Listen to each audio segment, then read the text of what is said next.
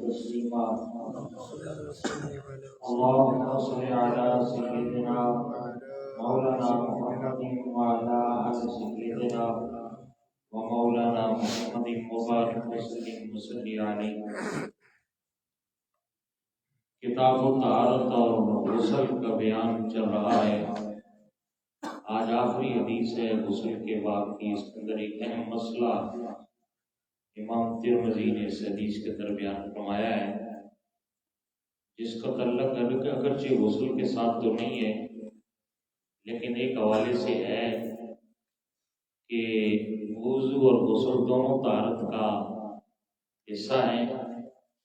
تو ان دونوں کے بغیر نماز نہیں ہوتی۔ لہذا جس کو وضو کی یا غسل کی ضرورت ہے وہ پہلے غسل وضو کرے گا اور اس کے بعد پھر وہ عبادت کرے گا۔ حضرت عروہ فرماتے ہیں کہ عبداللہ ابن ارقم یہ بھی صحابی ہیں، اور حضرت عروہ یہ کہتے ہیں کہ حضرت عبداللہ ابن ارقم سے روایت ہے، ان سے روایت کرتے ہیں، اور وہ فرماتے ہیں کہ حضرت عروہ فرماتے ہیں کہ نماز کھڑی ہوئی تو حضرت عبداللہ ابن ارقم نے ایک آدمی کا ہاتھ پکڑا اور اسے آگے کر دیا، یعنی مصلی پہ کر دیا۔ حالانکہ حضرت زید بن ارقم قوم کے امام تھے، یعنی امامت کا فریضہ آپ سر انجام دیتے تھے، لیکن جو ہی اقامت پڑی گئی کہ بجائے وہ خود آگے کھڑے ہونے کی کسی اور آدمی کا ہاتھ پکڑا اور اسے مصلی پہ کھڑا کر دیا۔ اور حالانکہ آپ قوم کے امام تھے، تو پھر آپ نے فرمایا، بعد میں لوگوں نے پوچھنا ہے کہ ایسا کیوں آپ نے کیا ہے، تو پھر خود ہی آپ نے فرمایا، میں نے رسول اللہ کو یہ فرماتے ہوئے سنا ہے، جب نماز قائم ہو تم میں سے کسی کو قضائے حاجت درپیش ہو تو پہلے اس سے فارغ ہو لے۔ اس حدیث کا معنی اور مسئلہ یہ بیان ہوا اس کے اندر کہ نماز کا وقت ہو جائے اور ایک بندے کا وضو ہے لیکن اس کو قضائے حاجت یا پیشاب کی جو ہے وہ ضرورت ہے، شدت کے ساتھ اس کو پیشاب آ گیا ہے یا قضائے حاجت پیش آ گئی ہے، تو اب وہ اسی وضو کے ساتھ وہ نماز نہ پڑھ سکتا ہے نہ پڑھا سکتا ہے۔ ایسا کرنا مکروہ ہے کہ جب اس کو پیٹ میں شدید تکلیف ہو جائے، قضائے حاجت ہو یا شدید پیشاب آیا ہوا ہو، تو اس کو روک کے وضو تو ہے، اس حالت میں نماز پڑھنا یا پڑھانا یہ مکروہ ہے۔ اور حضرت سیدنا زید عبداللہ ابن ارقم نے اپنے عمل سے بتایا، اور پھر انہوں نے امام الانبیاء صلی اللہ علیہ وآلہ وسلم کی حدیث کو بیان کر کے یہ بتا دیا کہ ایسا بندہ نہیں کر سکتا۔ یعنی جب آپ کا وضو ہے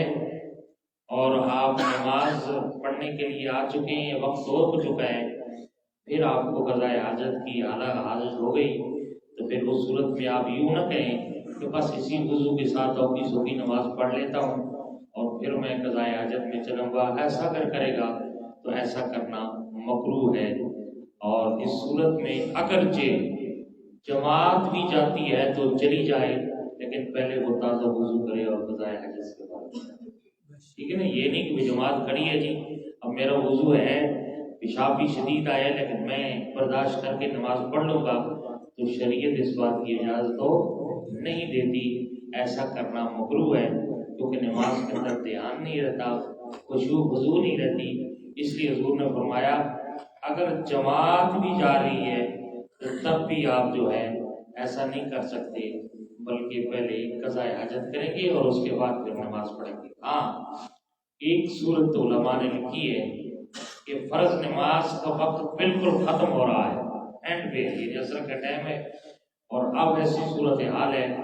تو نماز وہ پڑھ سکتا ہے فرض، تو پھر قضا کرنے کے بجائے وہ قضا نماز اوکی سوکی پڑھ لے۔ نہیں تو عام حالات میں اگر وقت کافی بھی ہے، جماعت بھی کھڑی ہو گئی ہے، تو بے شک جماعت بھی کھڑی ہو، پہلے وہ قضائے حاجت اور پیشاب کرے اور اس کے بعد سکون کے ساتھ نماز پڑھے، کیونکہ امام الانبیاء کا فرمان ہے، حضور نے فرمایا جو اللہ پر اور قیامت پر ایمان رکھتا ہے اس کے لیے یہ جائز نہیں ہے کہ پیشاب کی شدت کے وقت نماز پڑھے یہاں تک کہ وہ ہلکا ہو جائے، یعنی یہاں تک کہ وہ قضاء حاجت سے فارغ ہو جائے تو نماز پڑھے، ایسے نماز نہیں پڑھ سکتا، اس کو نبی علیہ السلام نے مکروہ قرار دیا ہے۔ تو آپ اس صورت میں جماعت بھی چھوڑ سکتے ہیں، جیسے کہ حدیث ہے حضرت سیدہ عائشہ صدیقہ فیفا رضی اللہ تعالی عنہا سے روایت ہے کہ امام الانبیاء صلی اللہ علیہ وآلہ وسلم کا ارشاد عالی شان ہے، حضور اکرم صلی اللہ علیہ وآلہ وسلم نے فرمایا کہ جب بندے کو پیشاب کی سخت حاجت ہو اور سخت بھوک لگی ہو، کیا ہو، سخت بھوک لگی ہو، کھانا سامنے آ جائے اور پھر اس صورت میں وہ نماز کے لیے نہ جائے بلکہ پہلے کھانا کھا لے، پہلے اپنی قضاء حاجت کر لے اور اس کے بعد وہ نماز کے لیے جائے، اگر جماعت بھی کھڑی ہوئی ہے تب بھی، اس لیے کہ سخت بھوک لگی ہے، کھانا آگے پڑا ہے، جب وہ جماعت کے لیے جائے گا تو اس کی سارا توجہ کھانے کی طرف ہوگی۔ تو نماز شریعت میں یہ ہے کہ جب بھی آپ نماز پڑھیں تو انتہائی خشوع اور خضوع کے ساتھ پڑھیں، تو خشوع اور خضوع برقرار نہیں رہتا، تو اس صورت میں آپ جماعت چھوڑ سکتے ہیں۔ آپ کو بہت سی جگہ اور بھی شریعت میں ہیں کہ جس صورت میں آپ نماز با جماعت چھوڑ سکتے ہیں۔ ویسے تو ہر مرد پر جو عاقل بالغ ہے 5 وقت کی نماز پڑھنا اس پہ واجب ہے، بغیر شرعی عذر کے وہ نماز کے ساتھ جماعت کے ساتھ نماز نہیں چھوڑ سکتا، اگر چھوڑے گا تو گناہگار ہے، اور عادت بنا لے گا تو پھر شریعت میں اس کو مکروہ شہادہ، یعنی اس کی شہادت کسی شرعی مسئلے میں قبول نہیں کی جائے گی، یہ اس کو شریعت سزا دیتی ہے جو جماعت کے ساتھ نماز نہیں پڑھتا۔ آپ کچھ عذر علماء نے لکھے ہیں، ان میں سے ایک عذر تو یہ ہے، آپ نے سن لیا کہ جب قضاء حاجت درپیش ہو اس وقت، دوسرا یہ ہے کہ جب سخت بھوک لگی ہو تو اس وقت وہ کھانا کی صورت میں جماعت چھوڑ سکتا ہے۔ اسی طرح بیمار ہو، کیا ہو، بیمار ہو، بیمار سے مراد یہ نہیں ہے کہ صرف سر کو درد ہو، تھوڑی سی نزلہ زکام کھانسی تو گئے میں نماز، نہیں، ایسا نہیں ہے کہ واقعی بیمار ہو اور وہ چل کے مسجد کی طرف نہیں آ سکتا، شدید بیمار ہے، اس کو تکلیف ہے، اس صورت میں وہ جماعت چھوڑ سکتا ہے، یا اس کو جان اور مال کا خطرہ ہو، ٹھیک ہے جی، آگے اس کا دشمن کھڑا ہے، ظالم ہے، اس سے خطرہ ہے جان کا مال کا، اس صورت میں وہ جماعت چھوڑ سکتا ہے۔ یا شدید بارش ہو، آندھی ہو، یا بارش کے بعد راستہ خراب ہو گیا، کیچڑ ہو، اس صورت میں وہ جماعت چھوڑ سکتا ہے۔ اس کے علاوہ اندھا ہو، یعنی مسجد کی طرف اس کو لانے والا کوئی نہ ہو، اگر ایسا اندھا ہے جو خود مسجد میں آ سکتا ہے یا اس کو لانے والا موجود ہے یا پڑوس میں وہ خود اس کا اندازہ ہے وہ آ جاتا ہے، اس کے لیے معافی نہیں ہے۔ ہاں ایسا واقعہ جو دور رہتا ہے بغیر سہارت اور سہارے اور حاجت کے نہیں آ سکتا، اس کو کوئی لانے والا بھی نہیں ہے، تو اس صورت میں وہ بھی نماز اپنے گھر میں پڑھ سکتا ہے، جماعت اس کو ساکت ہو جائے گی۔ اسی طرح ایک قرض خواہ ہے، کسی کا قرض دینا ہے اور خوف ہے کہ آگے جس کا قرض دینا ہے وہ کھڑا ہے، اور جو قرض خواہ ہے جس پہ قرض ہے وہ واقعہ تنگ دست ہے، وہ قرض دے سکتا نہیں ہے، تو اس صورت میں کہ میری بےزتی ہوگی یار، وہ میری بےزتی کرے گا تو لوگوں کے سامنے مجھے شرمندہ کرے گا، اس صورت میں وہ جماعت گھر میں نماز پڑھ سکتا ہے، چھوڑ سکتا ہے، شریعت اس کی اجازت دیتی ہے۔ اسی طرح سفر کر رہا ہے، قافلے جانے کا خوف ہو، سفر میں ہے نا جی، تو جس قافلے کے ساتھ جا رہا ہے وہ چلا جائے گا، اگر وہ وہاں کی جماعت کا انتظار کرتا ہے، یا بس نکل جائے گی یا ریل گاڑی نکل جائے گی یا اس کی فلائٹ نکل جائے گی، ان ساری صورتوں میں وہ نماز تنہا پڑھ کے اپنے سفر پہ روانہ ہو سکتا ہے۔ یا کسی بیمار کی تیمارداری میں مصروف ہے، یعنی ایسا بیمار ہے کہ وہ اکیلا نہیں رہ سکتا، یا اکیلا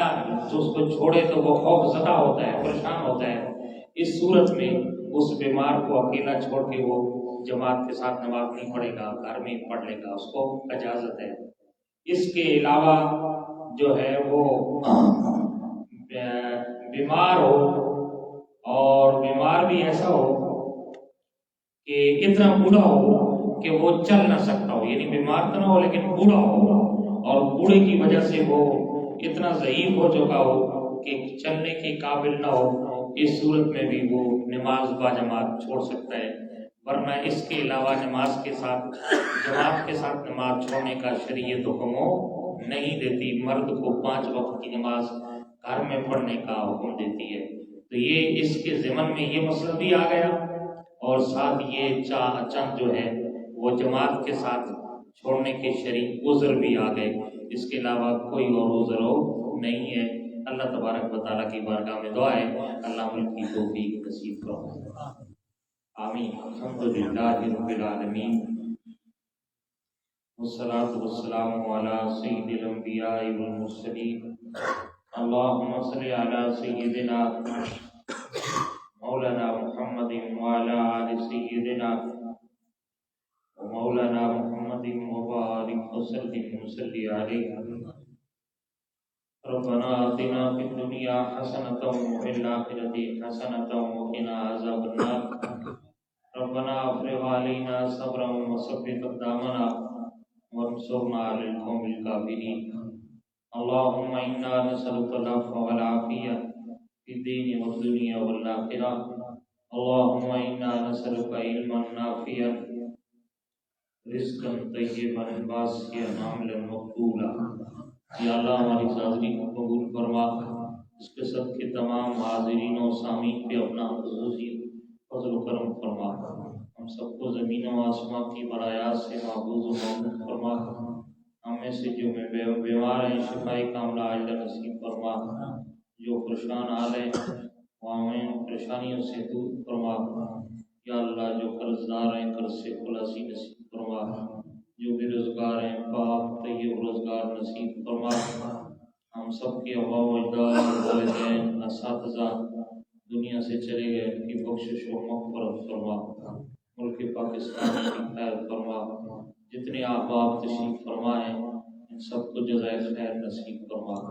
صلی اللہ تعالی علی خیر خلقہ محمد وآلہ وصحبہ۔